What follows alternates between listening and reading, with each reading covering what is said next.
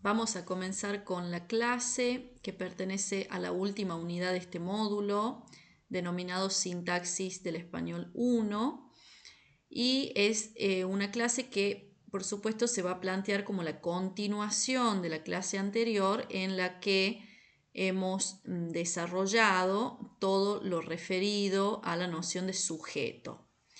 En esta clase vamos a abordar cuestiones que tienen que ver ya con la noción de predicado. Vamos a ver también la clasificación de las oraciones, nos vamos a concentrar en la clasificación según el dictum y a partir de aquí vamos a ahondar en las oraciones copulativas y el complemento predicativo obligatorio y también en las oraciones semicopulativas y los complementos predicativos objetivo y subjetivo. Tienen en la diapositiva también cuáles han sido las fuentes, cuál es la bibliografía a partir de la que hemos elaborado esta clase y a partir de la que ustedes pueden profundizar estos temas que vamos a trabajar ahora. Bueno, vamos a comenzar entonces con la noción de predicado, teniendo en cuenta que el concepto de predicado se usa o se puede usar tradicionalmente en dos sentidos.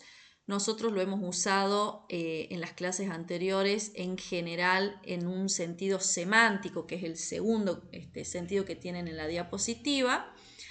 Y nos vamos a concentrar en esta clase y en las siguientes en la noción de predicado desde un sentido sintáctico, puesto que vamos a entender en un sentido sintáctico a lo que denominamos predicado oracional, ¿sí? Que es aquel constituyente, aquella expresión gramatical que cumple la función sintáctica de sujeto, que generalmente está representada por un grupo verbal, esté o no conjugado ese verbo, ¿sí? Pero siempre es un grupo verbal que por supuesto tiene como núcleo del grupo a un verbo y cuyo contenido predica al respecto de un sujeto, ¿sí? Que en este caso lo que dice la diapositiva es del referente del sujeto, ¿sí?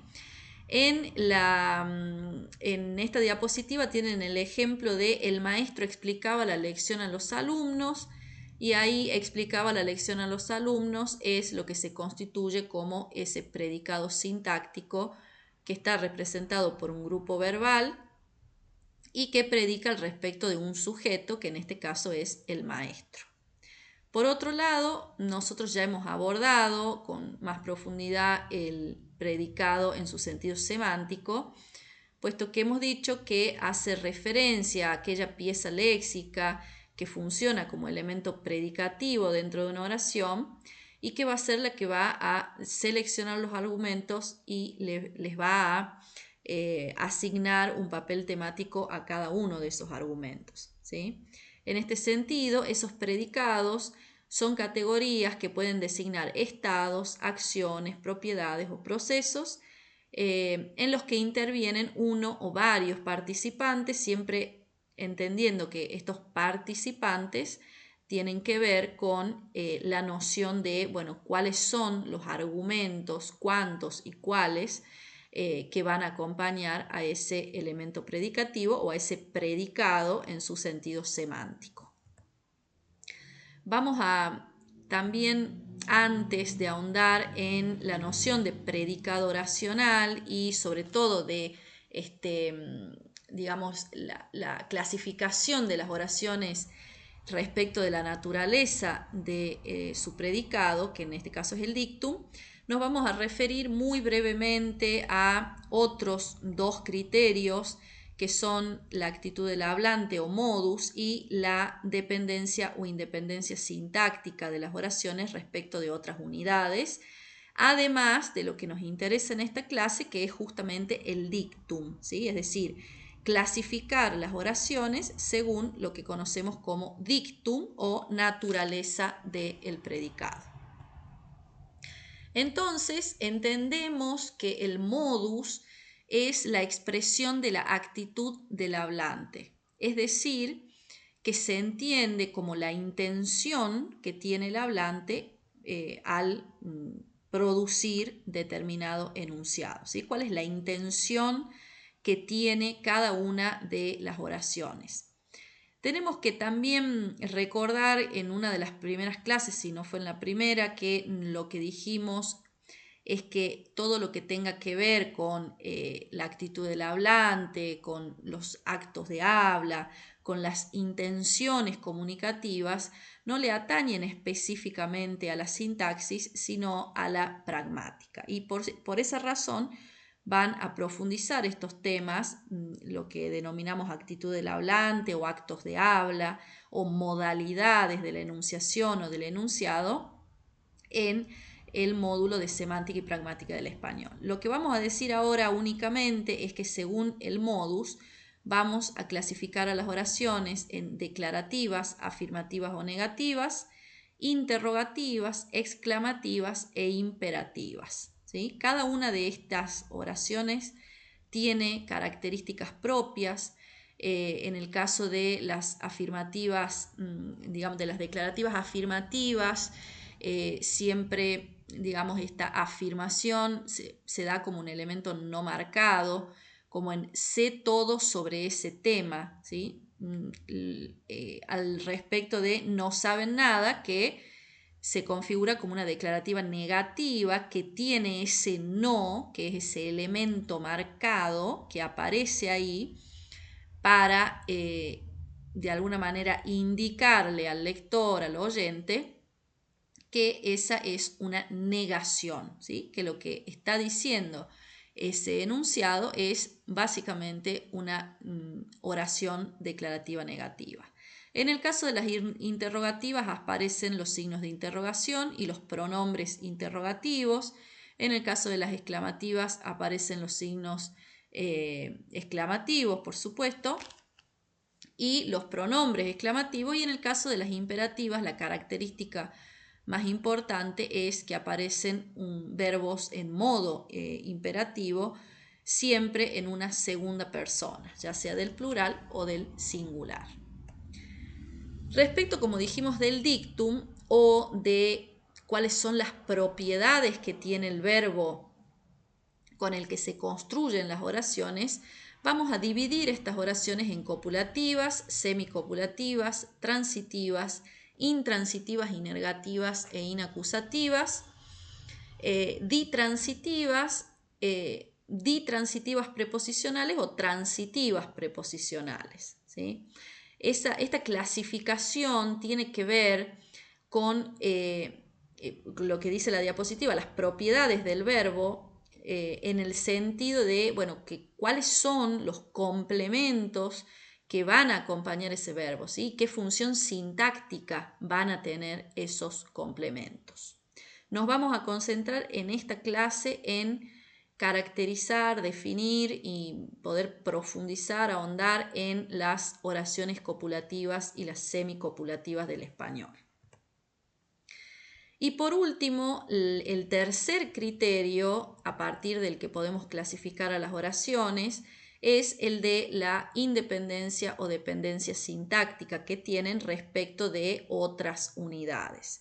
Entonces vamos a clasificar las oraciones en simples cuando no contienen ninguna oración que ocupe el lugar de alguno de sus argumentos, de sus complementos, como en ella dijo la verdad. Y tenemos el otro tipo de oraciones que se denominan subordinadas, que por supuesto, al contrario de las anteriores, sí presentan oraciones subordinadas insertas o incrustadas en la principal, como el ejemplo de ella dijo que no estaba de acuerdo, ¿sí? Y ahí vemos que ese complemento directo que está representado porque no estaba de acuerdo es una oración subordinada sustantiva que cumple la función sintáctica de complemento directo.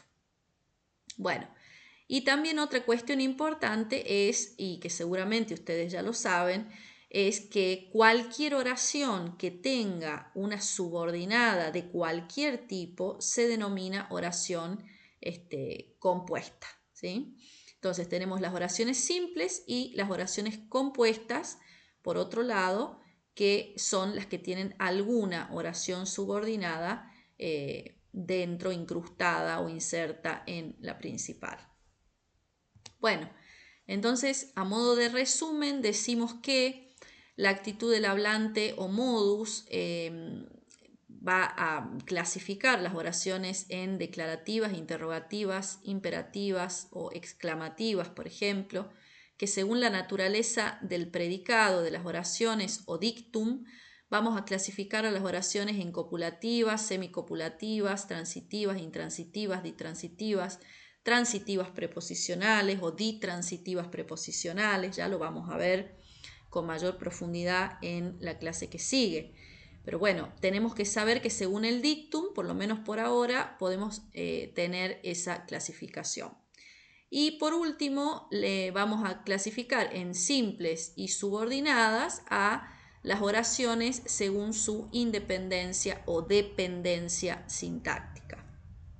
Esto a modo de resumen, seguramente ustedes ya lo han visto en su formación docente, así que bueno, por esa razón lo pasamos con rapidez como para que podamos ir a lo que nos interesa sobre todo en esta clase. Vamos a trabajar entonces, como dijimos, con dos tipos de oraciones según el dictum, que son las oraciones copulativas y las oraciones semicopulativas. En el caso de las copulativas, como sabemos, son las que tienen un verbo copulativo como núcleo del predicado verbal. Y nosotros nos vamos a concentrar en los verbos ser, estar y parecer, que son, digamos, los verbos más comunes, los verbos copulativos más comunes. Vamos a caracterizarlos, a plantear algunas similitudes, algunas diferencias y algunos comportamientos particulares de estos verbos. Y también recordarles que según la gramática con la que estemos trabajando, podemos encontrar otros verbos copulativos. Nosotros vamos a ver esos tres particularmente en esta clase.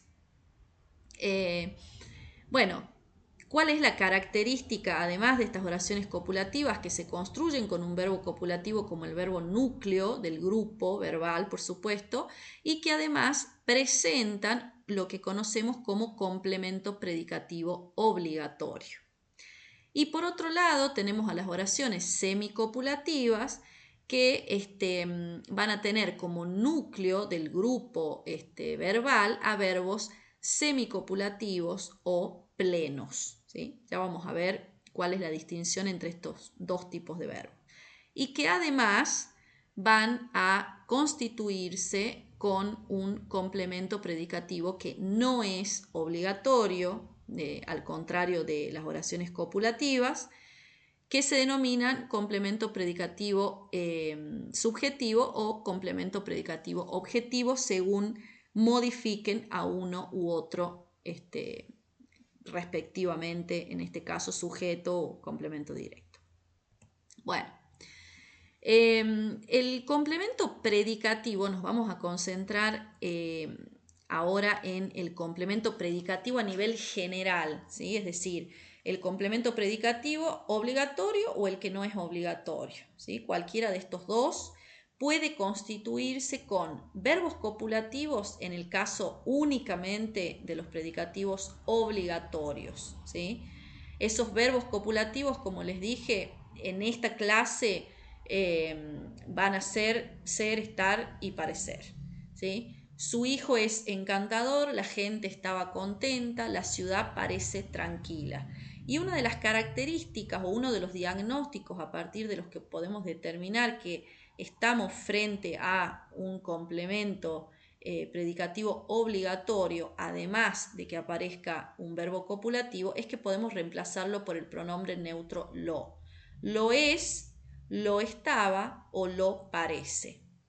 Entonces, es importante que a partir de esta diapositiva entendamos que el complemento predicativo obligatorio se va a constituir o va a acompañar, va a aparecer a partir de la presencia de verbos copulativos únicamente. Por otro lado, el complemento predicativo que no es obligatorio se va a poder constituir con acompañar, digamos, con verbos semicopulativos o denominados también pseudocopulativos. Es decir, verbos que son plenos, ¿sí? Plenos en cuanto, plenos decimos plenos cuando hablamos de que tienen su carga léxica, semántico-léxica completa en la oración, que funcionan de manera plena, ¿sí? Que al recibir el atributo, es decir, este complemento predicativo, van a modificar su significado, no modificarlo drásticamente, pero sí van a perder la carga semántica que tienen cuando funcionan como verbos plenos, y además van a modificar sus propiedades gramaticales, ¿sí? Observemos entonces las dos columnas que tenemos de ejemplos acá. Anduvo todo el día como verbo pleno, ¿sí? Frente a andar como verbo semicopulativo. Anduvo triste todo el día, ¿sí? Y ahí aparece este atributo, este complemento predicativo subjetivo que está modificando a el sujeto tácito, en ese caso, de esta oración. En el caso de se quedó en Madrid, tenemos el verbo quedarse, ¿sí? Con ese sentido locativo que tiene, como verbo pleno, ¿sí? Y lo que ocurre con el verbo semicopulativo es que aparece con un adjetivo, en este caso, que lo hace funcionar como un verbo que ya no es pleno, que cambia su significado y que además cambia sus propiedades gramaticales porque se transforma en un verbo semicopulativo. Entonces, lo que tenemos que entender a partir de esta diapositiva es que los complementos predicativos que no son obligatorios se pueden construir con verbos semicopulativos, ¿sí? Y los verbos semicopulativos son verbos plenos que han modificado su significado y sus propiedades gramaticales. No son un tipo de verbo particular, distinto, sino que según cómo aparezca, ¿sí? Qué elementos estén seleccionando, van a funcionar como verbos plenos o van a funcionar como verbos semicopulativos, como vemos en el cuadrito que tienen de ejemplo. Y otra cuestión importante es que los complementos predicativos que no son obligatorios no se pueden reemplazar por el pronombre neutro lo, ¿sí? Y ese es un diagnóstico, además de que no aparecen con verbos copulativos, que nosotros podemos tener en cuenta para discernir si estamos frente a un predicativo obligatorio o no obligatorio, ¿sí? Bueno, y por último, también estos complementos predicativos que no son obligatorios se pueden construir o pueden acompañar a verbos plenos, ¿sí? Es decir, verbos que están funcionando semántica y gramaticalmente con su contenido léxico pleno. Es decir, verbos dotados, como dice la diapositiva, de significado léxico cuya estructura argumental no requiere la presencia de un atributo, ¿sí? Pero lo tienen igual, lo seleccionan igual, porque acá ocurre algo, lo que se denomina predicación secundaria, que la vamos a ver muy, digamos, brevemente y como al pasar, porque nos va a complicar un poco el desarrollo de la clase, pero, o nos va no a complicar, sino a atrasar un poco.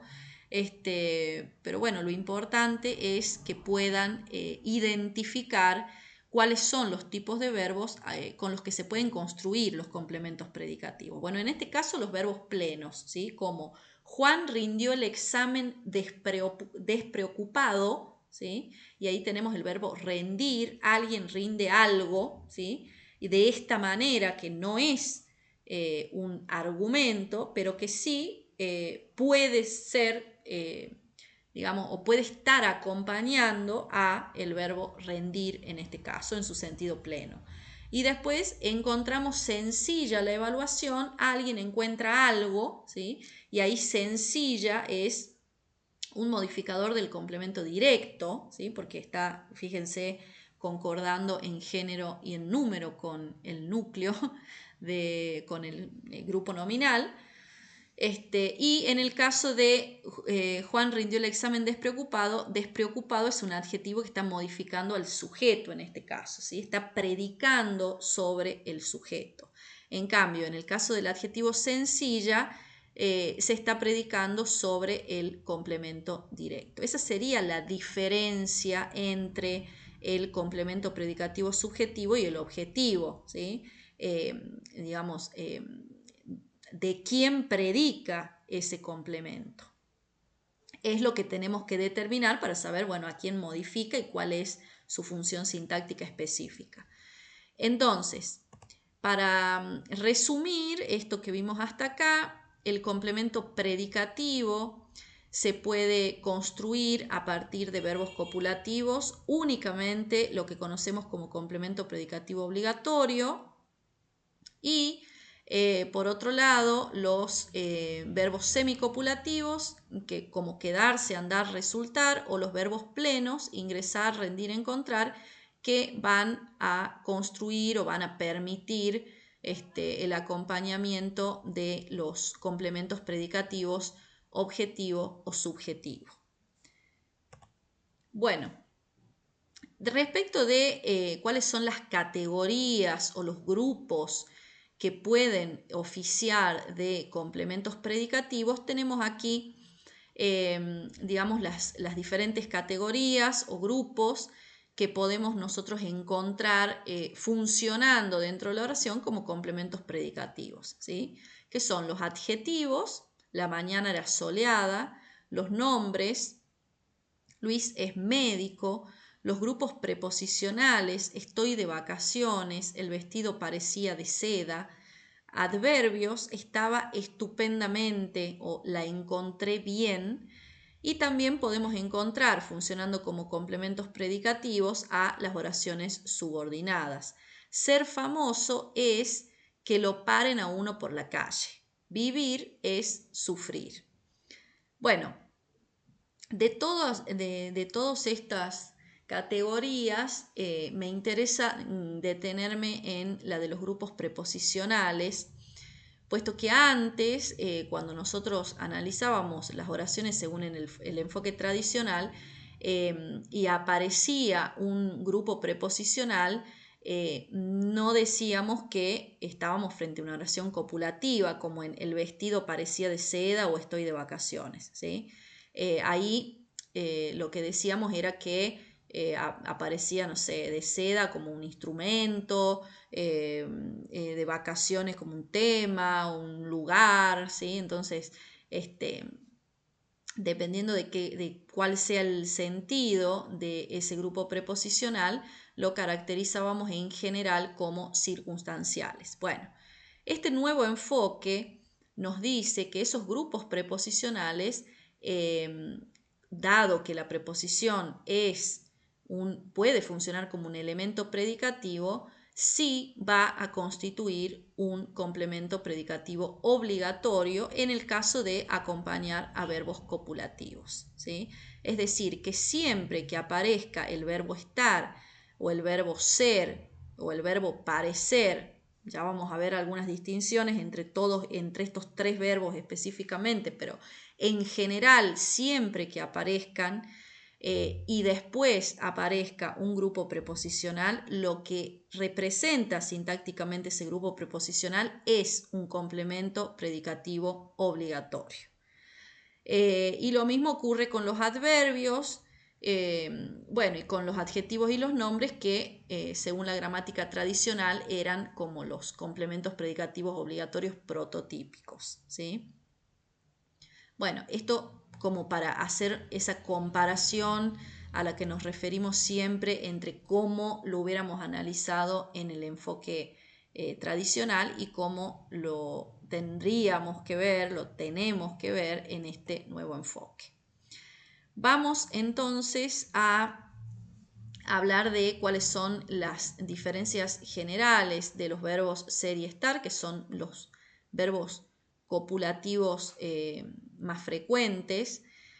Y seguramente, como ya sabrán, porque es bastante conocida la distinción, los complementos predicativos obligatorios que se construyen con el verbo ser suelen designar propiedades permanentes o no, ¿sí? Que sirven para caracterizar a individuos, objetos, cosas, nociones. Es alto, es diestro, es mudo, ¿sí? Pero bueno, básicamente tiene que ver con esto de que designan propiedades permanentes, ¿sí? El o no tiene que ver con que podemos decir no es alto, ¿sí? O sea, y también sigue siendo una oración copulativa, pero no deja de ser una propiedad que no es permanente, digamos, según lo que digamos y según cómo incrustemos ese no. Y por otro lado, que tenemos que los complementos predicativos obligatorios que se construyen con estar aluden a algunos de sus estados transitorios, ¿sí? de sus, referido a estos individuos, objetos, que bueno, se construyen con estar y que refieren a estados transitorios o de ubicación, ¿sí? Sobre todo con estar. También aparecen ejemplos de ubicación con ser, pero dado que no son tan frecuentes, nos vamos a referir solo en este caso a los que se construyen con el verbo estar. Está triste, está solo y está allí. Entonces, tenemos tres ejemplos con ser, tres ejemplos con estar, en los que aparecen predicativos obligatorios, complementos predicativos obligatorios, en uno que designan propiedades permanentes y en el otro que designan estados transitorios o de ubicación, ¿sí? En este caso, esa sería la principal diferencia entre ser y estar.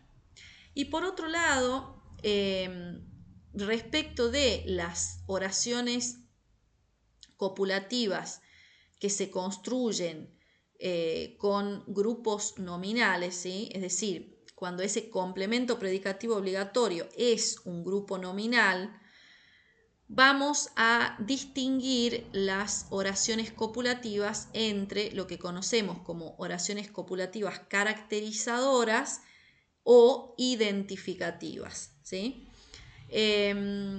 Las caracterizadoras señalan la clase a la que pertenecen los seres, los objetos, ¿sí? Sobre lo que predique ese complemento predicativo, por supuesto. Ese metal es cobre, Ángel es cocinero, ¿sí? Y en todas ellas el atributo, que acá sería cobre o cocinero, puede sustituirse por lo, ¿sí? O por un demostrativo neutro. Podemos decir Ángel lo es, Ángel es eso, ¿sí? Es cocinero, a eso nos referimos. Y otra cuestión importante y otro diagnóstico que nos sirve claramente para determinar si es caracterizadora o identificativa la oración copulativa es que las caracterizadoras responden a ¿qué es Ángel? ¿Sí? ¿Qué es el cobre, por ejemplo? ¿O qué es ese metal? ¿Sí? En el caso de los ejemplos que tenemos aquí.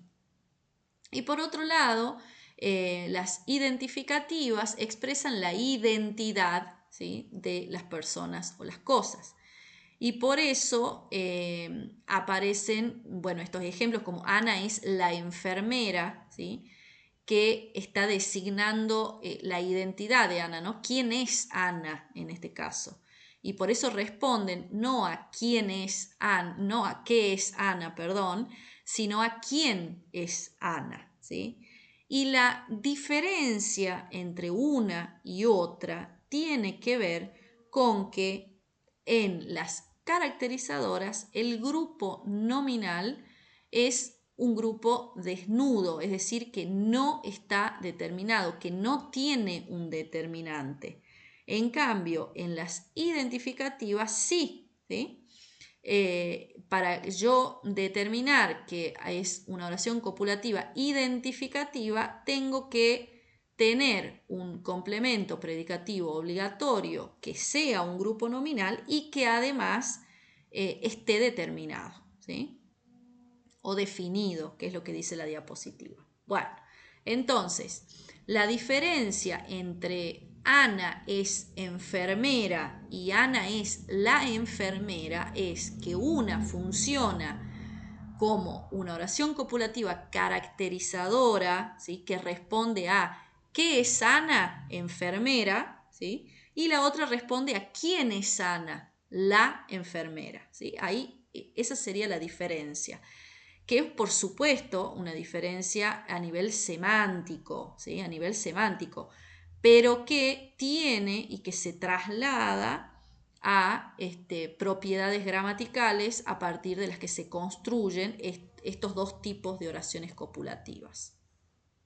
Bueno, por otro lado, el verbo parecer, ¿sí? Ya vimos las diferencias entre ser, estar, y vamos a hablar ahora de parecer, porque parecer funciona generalmente como verbo copulativo, ¿sí? Como un verbo copulativo como ser y estar, así, con las mismas características. Jorge parece un buen escritor, Noelia parece segura de sí misma, lo podemos reemplazar por lo, Jorge lo parece, Noelia lo parece, ¿sí? Ustedes no lo parecen, en el caso de ustedes no parecen de Honduras, ¿sí? Pero también puede funcionar como auxiliar de una perífrasis, ¿sí? Como en la tensión parecía disminuir, y ahí ustedes fíjense que no podemos reemplazar por lo que parecería ser un complemento predicativo obligatorio, pues no podemos decir la tensión lo parecía, ¿sí? Porque no es lo que la oración dice. En este caso, parecer funciona, si no lo podemos reemplazar por ese pronombre neutro lo, funciona como auxiliar de una perífrasis, ¿sí? Es decir, que parecía disminuir, acá funciona como todo el núcleo del grupo verbal. Y por otro lado, también tenemos un uso frecuente, bastante frecuente del verbo parecer, que es como introductor, de una aserción, ¿sí? Podemos decir, parece que no me oye, ¿sí? Entonces, es un tipo de oración en el que el verbo parecer se construye con una oración subordinada sustantiva introducida por qué, ¿sí?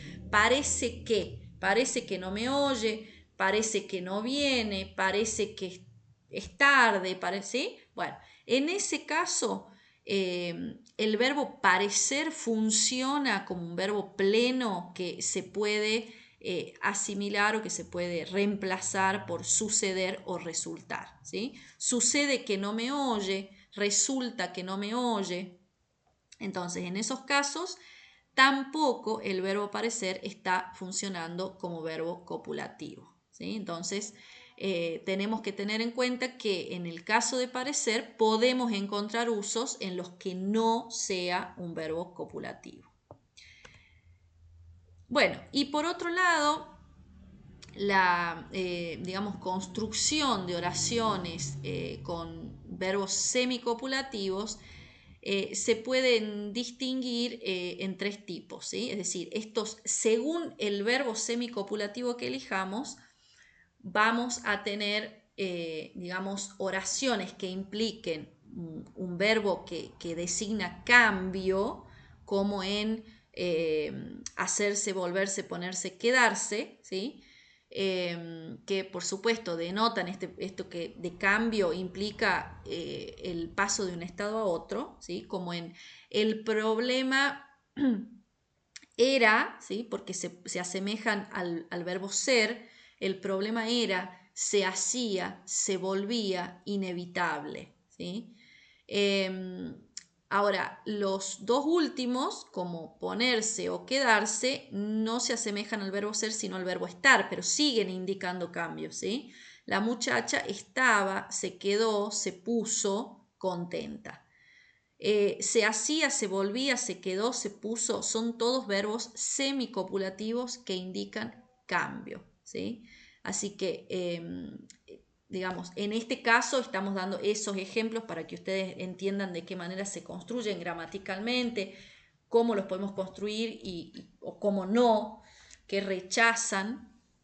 Pero bueno, otros verbos semicopulativos de cambio pueden ser acabar, caer, resultar, salir, terminar, ¿sí? Y ahí tienen los ejemplos, también los tienen en la nueva gramática de la lengua española. Hay una lista bastante amplia de de cuáles son los verbos semicopulativos de cambio. Por otro lado, podemos encontrar oraciones semicopulativas con verbos que indican permanencia, persistencia o continuidad, ¿sí? Al revés de los verbos anteriores. Y estos, por supuesto, indican que estamos ante una situación que está vigente, que está en proceso. Por eso, uno de los verbos más usados para este tipo de oraciones es el verbo andar, ¿sí? Julián anda enamorado. Conservarse, ¿sí? Se conserva joven. Continuar, continúa enfermo, ¿sí? Siempre teniendo en cuenta que son verbos que indican una situación que se está dando, ¿sí? Que está vigente en el presente de la enunciación en este caso. Y por último, verbos de manifestación o presencia de estados o propiedades, ¿sí? Bueno, básicamente son, digamos, los verbos como encontrarse, aquel día me encontraba enfermo, ¿sí? La señora se hallaba indispuesta o se halla indispuesta, las medidas se mostraron ineficaces, bueno, ¿sí? O presentarse, el negocio se presenta difícil, bueno, que básicamente tienen que ver justamente con la presencia de estados o propiedades, ¿sí? De los individuos o de las cosas, pero que probablemente o la diferencia con los anteriores es que persisten, ¿sí? Que tienen como, en este caso, podríamos decir más permanencia, permanecen mucho más tiempo que los verbos de permanencia, persistencia o continuidad, y mucho más, por supuesto, que los verbos de cambio. Bueno, y por otro lado, tenemos dos tipos de complementos predicativos no obligatorios, ¿sí? Ya vamos cerrando con esta clase.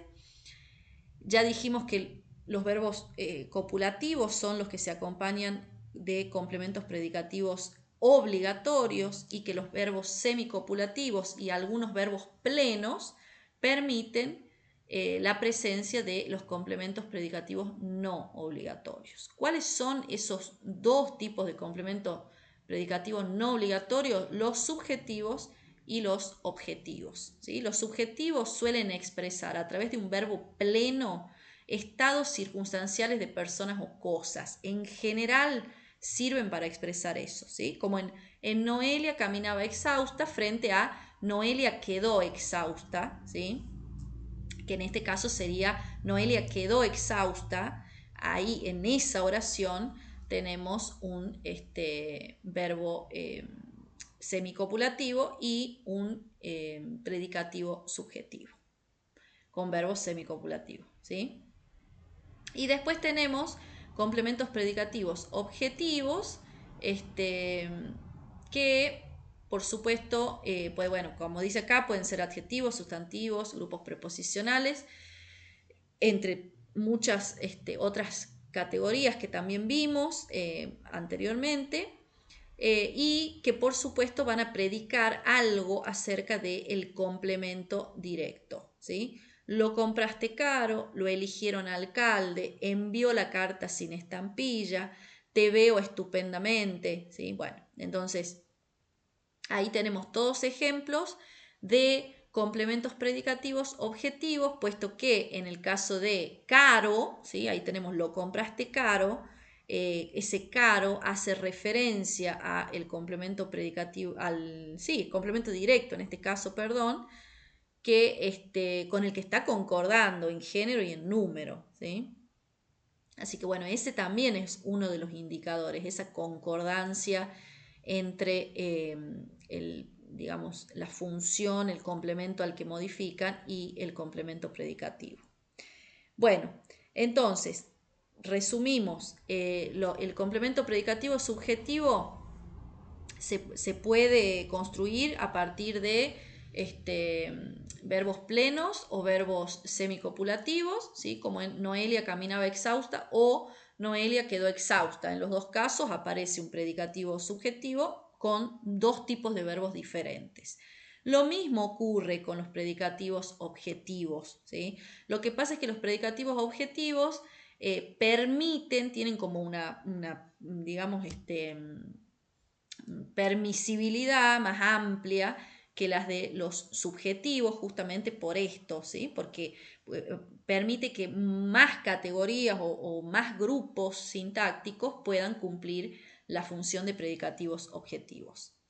Bueno, y por último, como les había dicho, vamos a decir que los complementos predicativos indican, sobre todo, por supuesto, los complementos predicativos que no son obligatorios, una predicación secundaria, ¿sí? ¿De qué hablamos cuando hablamos de esto de predicación secundaria? Cuando la presencia de este complemento depende, por un lado, del verbo conjugado, ¿sí? del verbo que puede ser un verbo pleno o un verbo semicopulativo, y por otro lado depende también y concuerda en género y en número con el sujeto o el complemento directo de esta oración.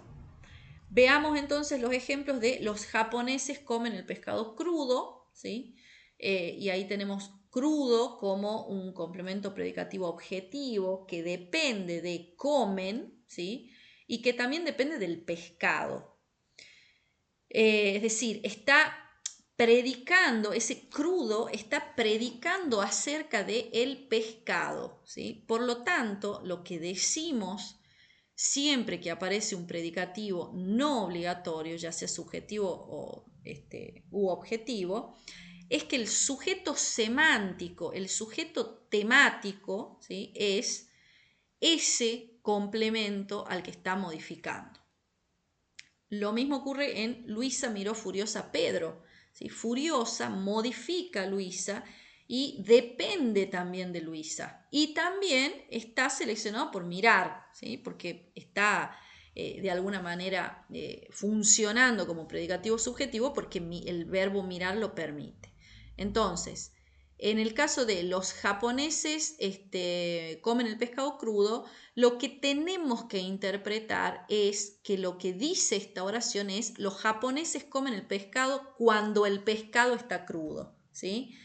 Entonces, lo que tenemos ahí es una oración reducida, ¿sí? Una predicación reducida o predicación secundaria que tiene como sujeto a ese complemento directo, ¿sí? Por eso es objetivo. Y en el caso de Luisa miró a Pedro, Luisa miró furiosa a Pedro, lo que tenemos que interpretar es, o lo que interpretamos en realidad es, Luisa miró a Pedro cuando Luisa estaba furiosa, ¿sí? Y ahí vemos que furiosa modifica o predica acerca de Luisa. Entonces, para terminar, los complementos predicativos obligatorios aparecen con ser, estar y parecer, y los complementos predicativos que no son obligatorios pueden aparecer con verbos denominados semicopulativos o con verbos denominados plenos, ¿sí? Y los tipos de complementos predicativos no obligatorios que podemos encontrar son el complemento predicativo subjetivo y el complemento predicativo objetivo, según modifiquen al sujeto o al complemento directo respectivamente.